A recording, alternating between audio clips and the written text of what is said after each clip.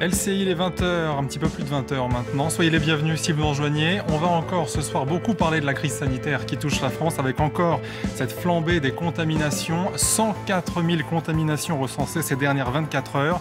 Le pic des 100 000 a donc été atteint. On va voir ce que ça implique. Et puis il y a cette information également qu'on a apprise ce soir. Des transferts de patients vont devoir avoir lieu depuis les hôpitaux parisiens. Signe que même si le variant Omicron semble moins dangereux, le système hospitalier, lui, est dans l'impasse. Et c'est d'ailleurs un indicateur auquel sera particulièrement attentif le gouvernement lundi lors de son conseil de défense sanitaire. Faut-il aller vers davantage de restrictions ou à l'inverse, faut-il s'orienter vers un allègement des conditions d'isolement pour ne pas paralyser le pays?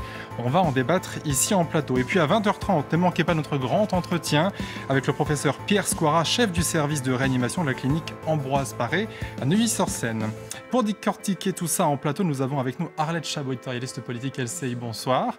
Également avec nous William Tepp, président du think tank Le Millénaire, et Ergun Toparslan, vice-président et porte-parole de Territoire de Progrès. Première question d'abord Arlette, quand on voit ce chiffre des 104 000 contaminations, on se dit que ça y est, le week-end était décisif, les fêtes également, et qu'on va s'orienter manifestement vers quelque chose de très sérieux pour pouvoir parler proprement aux Français avec des vraies restrictions certainement la semaine prochaine à la lumière du Conseil de défense.